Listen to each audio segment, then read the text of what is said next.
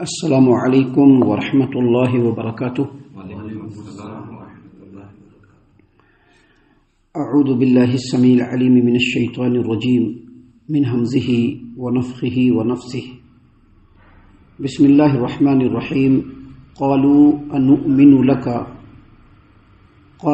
انؤمن لك واتبعك الارذلون قال وما علمی بما كانوا يعملون ان حسابهم الا على ربی لو تشعرون وما انا بطارد المؤمنین ان انا الا نذیر مبین۔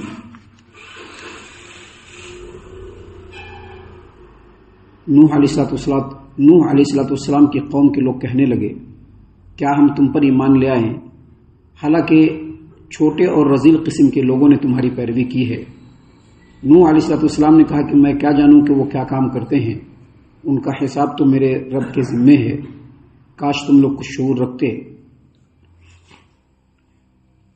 میں ایمان لانے والوں کو پڑے ہٹانے والا نہیں، میں تو بس ایک صاف ڈرانے والا ہوں۔ محترم سامعین کرام، سورۃ الشعراء سورہ نمبر 26 اور اسی سورت سے آیت نمبر 111 سے 115 تک یہ چند آیات ابھی آپ کے سامنے تلاوت کی گئی۔ بفضل اللہ، بعون اللہ، بتوفیق اللہ آیتوں کا ترجمہ بھی آپ تمام کی خدمت میں پیش کیا گیا۔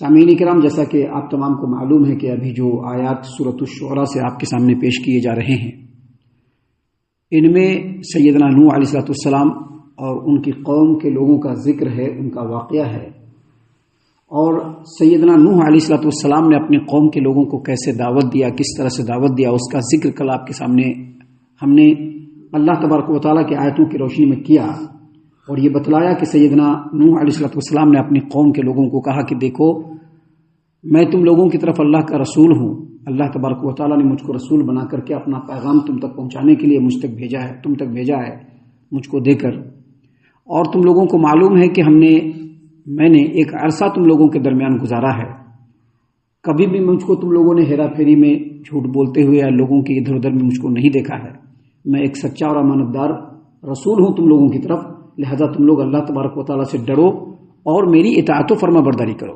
اور پھر یہ دیکھو کہ میں جو اللہ تبارک و تعالیٰ کا پیغام اور اللہ کے احکام تم لوگوں تک پہنچا رہا ہوں، اس کے پیچھے میرا کوئی دنیاوی مقصد بھی نہیں ہے، کوئی اجرت یا کوئی اجر میں تم لوگوں سے نہیں مانگ رہا ہوں، بس میرا اجر جو ہے وہ رب العالمین کے ذمے ہے۔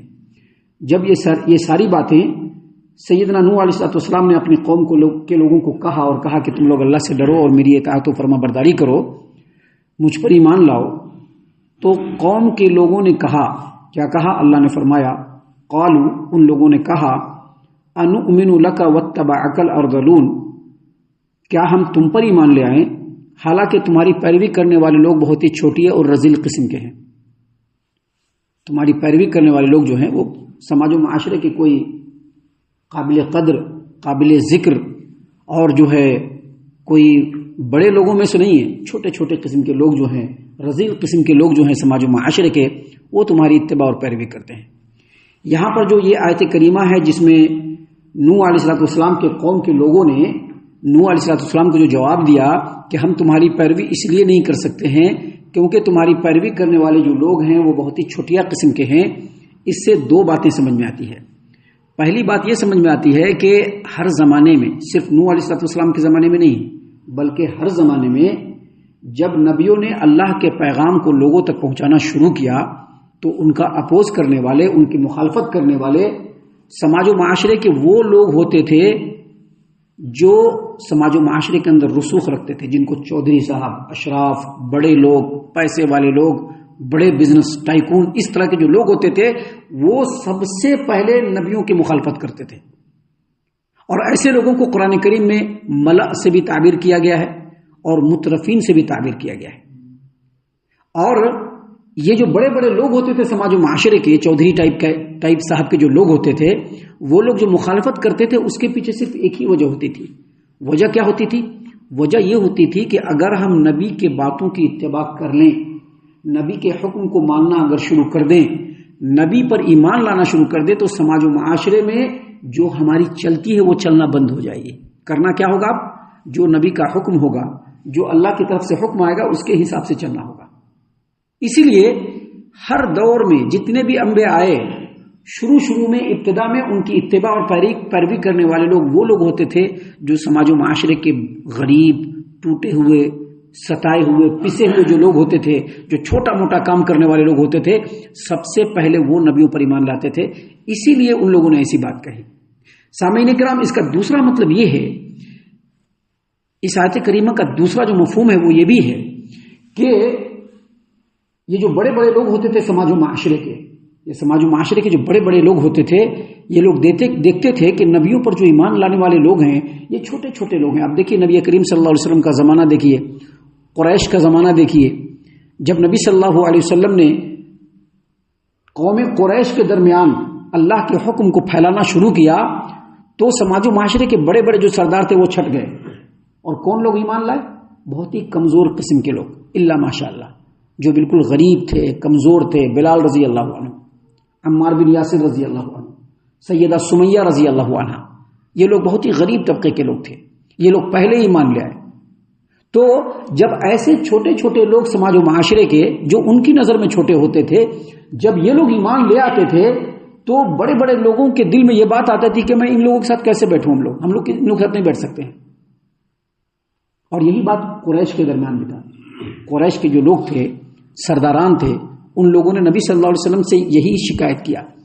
اور ان لوگوں نے تو یہاں تک کہہ دیا کہ نبی صلی اللہ علیہ وسلم، اگر آپ ان چھوٹے چھوٹے رذیل اور گھٹیا قسم کے لوگوں کو اپنے سماج و معاشرے سے اٹھا دیں تو ہم آپ کے سامنے بیٹھنے کے لیے تیار ہیں اور آپ کی بات سننے کے لیے تیار ہیں.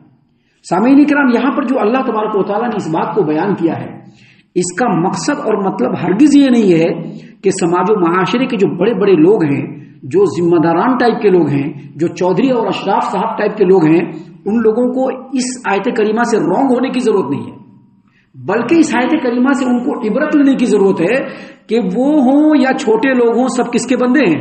رب العالمین کے بندے ہیں. اور ان کے لیے ضروری ہے کہ وہ اللہ تبارک و تعالیٰ کا حکم آتے ہی اپنے آپ کو اللہ تبارک و تعالیٰ کے حکم کے سامنے جھکا دیں. اگر وہ ایسا کریں گے تو وہ سماج و معاشرے میں بھی اثر و رسوخ والے رہیں گے، سماج و معاشرے میں بھی ان کا مقام بلند ہوگا اور رب العالمین کی نظر میں بھی ان کا مقام بلند ہوگا.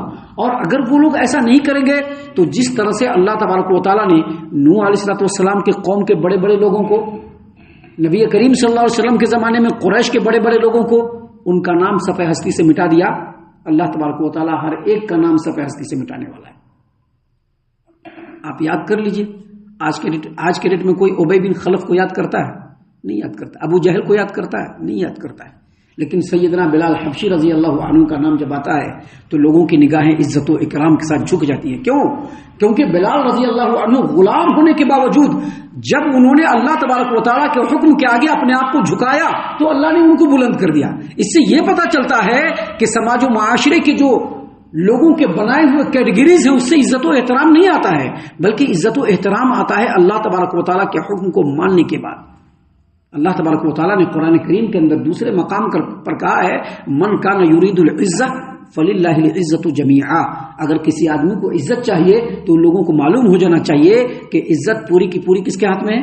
اللہ تبارک و تعالیٰ کے ہاتھ میں ہے. اللہ تبارک و تعالیٰ نے قرآن کریم میں یہ بھی کہا ہے، وَأَنْتُمُ الْأَعْلَوْنَ إِن كُنتُم مُؤْمِنِينَ. تم ہی سر بلند رہو گے. شرط کیا ہے؟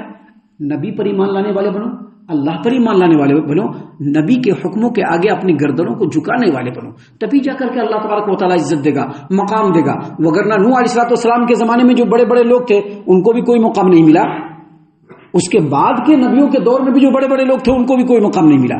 اور سیدنا محمد عربی صلی اللہ علیہ وسلم کے زمانے میں قریش کے بڑے بڑے سرداران تھے، ان کا بھی کوئی نام نہیں، ان کو بھی کوئی عزت، کوئی مقام نہیں ملا. تو یہاں پر بتلانے کا یہ مقصد ہے کہ قوم کے لوگوں نے کیا کہا، ہم آپ پر ایمان کیسے لائیں حالانکہ آپ کی پیروی کرنے والے لوگ تو بہت چھوٹے چھوٹے قسم کے لوگ ہیں.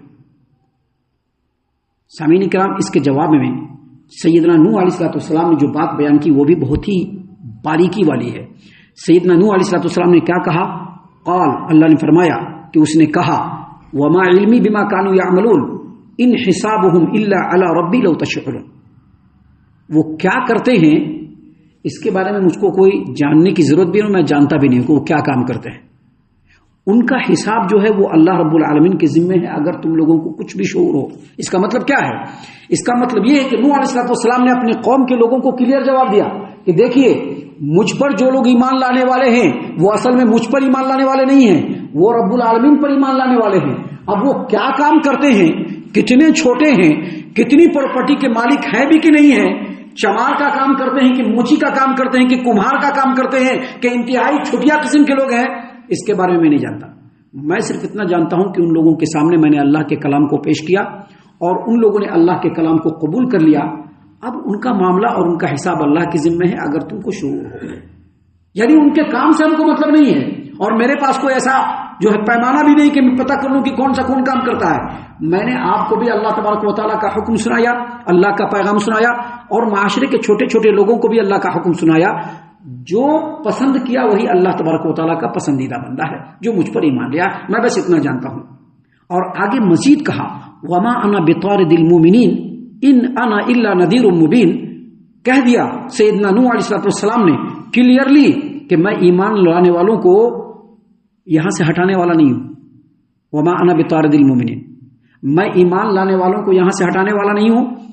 ان انا الا نذیر مبین، میں تو صاف صاف، چاہے وہ مالدار ہو، امیر ہو، چودھری صاحب ہو، چھوٹے لوگ ہو، رذیل لوگ ہوں، گھٹیا لوگ ہوں، میں تمام لوگوں کو صرف صاف صاف ڈرانے والا ہوں کہ جو اللہ تبارک و تعالیٰ کے حکموں پر اللہ تبارک و تعالیٰ کے پیغام اور حکموں پر ایمان لائے گا وہی اللہ تبارک و تعالیٰ کی نظر میں برگزیدہ ہے، جو ایمان نہیں لائے گا وہ اللہ کی نظر میں برگزیدہ نہیں ہے۔ سامعین کرام، یہاں پر سمجھنے کی بات یہ ہے کہ سیدنا نوح علیہ السلام نے قوم کے بڑے بڑے لوگوں کو کلیئر کہہ دیا۔ بڑے بڑے لوگوں کی چاہت کیا تھی؟ بالکل وہی چاہت تھی جو قریش کی تھی۔ چاہت یہ تھی کہ ان لوگوں نے کہا کہ اگر یہ جو چھوٹے چھوٹے معاشرے کے جو گھٹیا قسم کے لوگ ہیں، غریب اور مسکین قسم کے لوگ ہیں، اگر آپ ان کو یہاں سے ہٹا دیں گے تو ہم لوگ آ کر کے آپ کی بات سننے کے لیے تیار ہیں۔ سیدنا نوح علیہ السلام نے کلیئر جواب دیا کہ دیکھیے جو لوگ ایمان لائے ہیں ان کو ہم ہٹانے والے نہیں ہیں۔ کیوں نہیں ہٹانے والے ہیں؟ کیونکہ وہ ایمان لائے ہیں۔ جو لوگ آنا چاہتے ہیں تو وہ اپنے سے آ جائیں، وہ ایمان لائیں گے کہ نہیں لائیں گے اس کے بارے میں مجھ کو معلوم نہیں ہے۔ اب آپ لوگ کہہ رہے ہیں کہ ان کو ہٹا دو، اور میں آنا چاہتا ہوں، ہم لوگ آنا چاہتے ہیں، ہم لوگ بڑے لوگ ہیں سماج کے، آپ آنے کے بعد ایمان لائیں گے کہ نہیں لائیں گے آپ کی کیا گارنٹی؟ لیکن جو ایمان لے آئے ہیں اور ایمان پر مضبوطی سے چل رہے ہیں وہ تو اللہ کے بندے ہیں، میں ان کو نہیں ہٹا سکتا کسی کی وجہ سے۔ میرا کام صرف یہی ہے کہ میں لوگوں کو کلیئر بتلا دوں کہ اللہ تبارک و تعالیٰ کا حکم ہے، جو اس کو مانے گا وہ دنیا آخرت میں کامیاب ہوگا، جو اس کو نہیں مانے گا وہ دنیا میں بھی ناکام و نامراد ہوگا اور آخرت میں بھی ناکام و نامراد ہوگا۔ سامعین کرام، ابھی آگے اور بھی باتیں ہیں جو سیدنا نوح علیہ السلام اور ان کے قوم کے درمیان ہوئی، جس کو انشاءاللہ کل کے درس میں ہم آپ کے سامنے پیش کریں گے۔